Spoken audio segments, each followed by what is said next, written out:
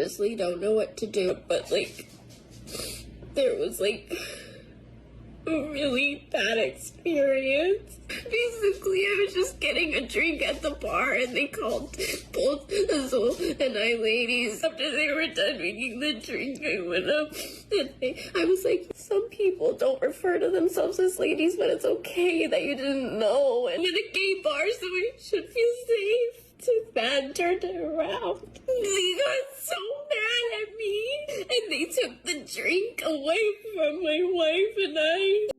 The woman in this clip looks extremely unwell. It has become increasingly common nowadays for lesbians to live in denial that they are women and in denial that they are lesbians. The reason for this is often a mixture of mental illness and internalized homophobia. Some of these women would rather be called non-binary and queer than lesbian because of their shame. That's right, today I will be reviewing yet another lesbian romance movie disguised as a transgender romance movie. The movie I'll be reviewing is called Boys Don't Cry. It's the most famous movie ever made about a transgender man. The actress who plays the trans man won an Oscar for Best Actress for her role in this movie. And the actress who played the trans man's lover won an Oscar for Best Supporting Actress for her role. They both also won these same awards at the Golden Globes. This is the original movie for female-to-male transgenderism. It was made in 1999, and there weren't any mainstream movies about this topic prior to it. So why is it that this movie is impossible to find online? Despite how famous this movie is, and how important its place is in LGBT history, you would think that at least one streaming service would have it available. In order to watch this movie, I shit you not, I had to order the physical DVD on Amazon and have it shipped to me.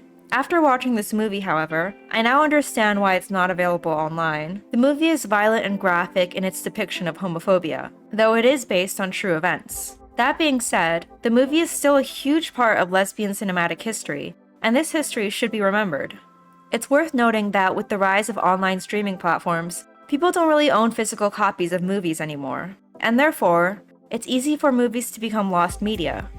Movies like this should be archived somewhere online for informational purposes, even if it's not made available for mainstream viewing due to its graphic nature. Today, I will be analyzing the movie through a radical feminist lens. I won't show the graphic stuff, but I will give you all of the important information, and tell you why this movie is relevant to modern discourse around transgenderism. Before we begin, a quick introduction. My name is Mariana, and on my channel I dissect film, television, and video games from a radical feminist perspective. So if this interests you, please consider subscribing. And a quick disclaimer, this video does not advocate for harassment, violence, nor participation in hate groups of any kind. And a spoiler warning. The story starts with Tina, a female-to-male transsexual, getting into trouble in various places because of her rebellious spirit. She is a lesbian and spends much of her time romancing various women. Her cousin tries to get her to admit that she's a lesbian, but she refuses because of her internalized homophobia. Then why don't you just admit that you're a Because I'm not Soon after, Tina goes to a bar, but her cousin attempts to stop her because he's worried about her getting into trouble again. She responds with this line, A joke is a joke. Oh, come on, don't be a pussy. showing her sexist dislike of being in a female body. In the bar, Tina meets Candace and her friends Tom and John, both of whom are ex-convicts. They introduce Tina to Lana, and Tina immediately falls for her. The group of friends all believe that Tina is male. Tina and the group have fun together, drinking, singing karaoke, and bumper riding. Tina and the group eventually hang out at Lana's house, where Tina talks to John some more. What happened? I'm in the doghouse again, you know what I mean? Man, I've been there my whole life. Women, right? Yeah. Yeah, those unreasonable women, am I right? Again, this shows her not like other girls attitude. John tells Tina that when he was in jail, Lana and her mother were the only people that wrote to him. Later during the visit, Tina is serving refreshments to the table of friends. John and Tom make fun of her for doing this because serving refreshments is considered feminine. My dad's out in Memphis right now, and my mom's in Hollywood. Hollywood? Yeah, Oh, wow. yeah. My sister's a model. Jesus, that's glamorous. Hey, Brandon, while you're up, why don't you clean these ashtrays for us? Lana's family dynamics are dysfunctional, but Tina finds her endearing and continues to pursue her. Afterwards, the group gets into a car to drive somewhere, and the people in another car are rude to them. Tina is pressured by her friends to speed up in order to cut the car off, and does so. A police car tries to pull them over, and John tells Tina to speed up and try to escape. The film implies that Tina agrees to do this in order to seem cooler in the eyes of Lana. Don't stop. Don't stop. Go faster. Brandon. Go faster. Brandon, stop. However, the group ends up getting pulled over because the car stops working. Despite the fact that Tina does take on some stupid and reckless traits often associated with men, she does still remain overall more principled in comparison to John and Tom. Tina visits Lana at her factory job, and afterwards, they spend some more time together. Eventually, Tina and Lana fall in love. John notices and becomes jealous, as he is also in love with Lana. Don't get upset, I just want to talk. John, about what? About you and Brandon, I'm just looking out for you. I miss you. What do you see in him? I mean, I know he's, like, nice and everything, but he's kind of a wuss. There's just something about him. Oh, yeah, there's just something about him. John becomes increasingly hostile towards Tina. She told me about you guys. And I can't think of a better guy to get Lana to than you, so happy birthday! Thanks, John. There's just one thing. You gotta remember, little man, is this is my house. Because Tina got a speeding ticket, her crime is reported in the papers with her female name. As a result, everyone in the group finds out that she is a woman. This next part is going to be disturbing and includes topics of sexual assault, so click away if you don't want to hear about it. I'll keep it brief. The men force Lana to look at Tina without her pants on, and later, they take Tina to an abandoned factory and sexually assault her. Afterwards, Tina escapes to Lana's house. Lana tells Tina to report John and Tom to the police. Lana still loves Tina even though Lana is now fully aware that Tina is a woman. They plan to run away, get married, and build a life together. While Lana is packing, Tina goes to Candace's house to get her own belongings as well. John shows up at Lana's house with a gun. In an effort to calm John down, Lana offers to spend time with him at a bar. He initially agrees, and Lana and John get into his car. It turns out, though, that John never planned on going to the bar, and instead goes to Candace's house, where Tina is. He enters the house and shoots both Tina and Candace, killing them both. The film ends in tragedy, with Lana crying in grief. Tina's death was disturbing and unfortunate.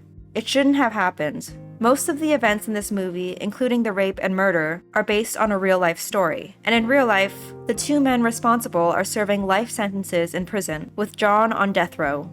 John's violence was rooted in homophobia and misogyny. John didn't murder Tina because she was pretending to be a guy, but because he was jealous that Lana loved her, and that Lana chose a woman over him. The men in this movie used rape as a way to make Tina feel inferior, a cruel tactic to make her feel lesser than them because of her womanhood. There was actually a documentary made about Tina's real life. The documentary is called The Brandon Tina Story.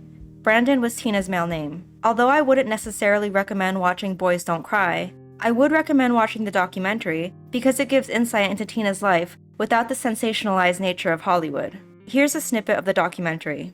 I think he had in his head that he was going to get a sex change or something, and he just wanted everybody to know him as always being a man. This is a man, you know, or whatever, you know.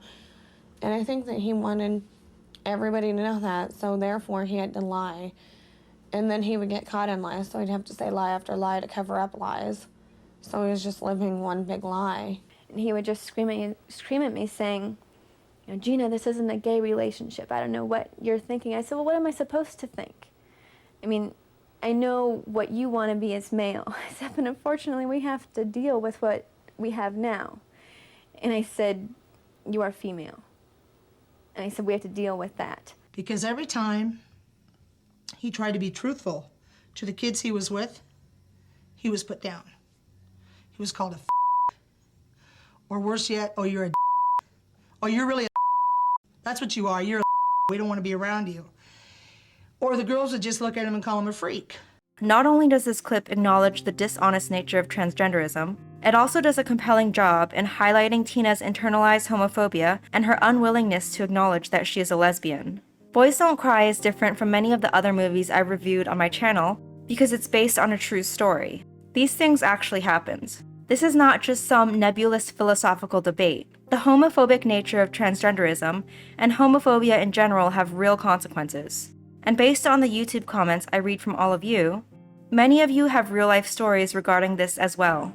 Although not as extreme, the stories you tell me in the comments feature your own friends, family, and loved ones. Because of this, I thought I would end this video by sharing with you a true story from my life. Years ago, I was very good friends with a masculine lesbian. For privacy reasons, I won't use her real name. And for the purposes of this video, I will refer to her as Elise. Elise was the most put-together person I've ever met, always the smartest person in the room. She carried herself with competence and stoicism. She was a way kinder person than me, always patient and generous with her time, with dreams of joining the Navy. She was never harsh, unless it was in defense of someone else, a trait reflected in her talent as a field hockey goalie. It was therefore a shock when one day she revealed to me that she used to self-harm, and that she was ashamed of her body. And I later found poetry she had written and published online that talked about this and that detailed the extent of her shame. It turned out, her stoicism was not strength, but instead a mask she hid behind. And poetry was one of her only outlets for what she was really feeling. We eventually went our separate ways, and years later, she transitioned. I wish very badly for liberal feminists to be right regarding transgenderism. I wish that Elise transitioning meant her finding peace, that it was the healthy thing to do. I wish that she is content in her body now, and that all her body image problems are gone. This might make some radical feminists mad, but if I could flip a switch to make liberal feminists right about this, for her sake, I would. But we live in reality, where naive denial only worsens any situation. In reality, it is almost certain that Elise's transition was more a symptom of her body shame than a solution to it. Her transition was another form of self-harm. Self-harm through the use of unhealthy hormone drugs and dangerous surgeries. An attempt to feel pride in her body by changing it. Instead of being her support, the LGBT community, the people that were supposed to accept her as she was, told her that her body was flawed. Real-life stories are often left unresolved with sad endings. And although sometimes it's impossible to undo what's already been done, we can look towards the future. We can work to make homophobia less and less common, and push forward the message that masculine lesbians should not feel shame for being female and same-sex attracted. A future where radical feminism is mainstream, rather than the denial-ridden liberal feminism, ensures that masculine lesbians like Elise can feel comfortable with who they are. And that's a future I'm willing to work towards. Before I end this video, I want to mention that I recently made a radical feminist section on my Discord server. I've noticed that there is a lack of community, specifically for radfem video gamers, so I'm making one. Here, you'll be able to find like-minded women to game with and discuss politics as well. Though even if you're not into video games, you're still welcome. To join, you first need to make a Discord account. Then, click on the Discord link in the description below the video. Click Accept Invite. Verify your phone number near the bottom of the screen. Then click the Verify channel and unlock the server. Once you do that, scroll down to the How to Join channel of the Feminist Hangout section and follow the instructions. This section will be women only, and we will have a verification process similar to other radfem Discord servers. My YouTube channel is still pretty small, so the server might be dead for the first couple of weeks, but hopefully after a while, enough people will join the server for it to be active. Happy gaming, thanks for watching, and see you in the next video.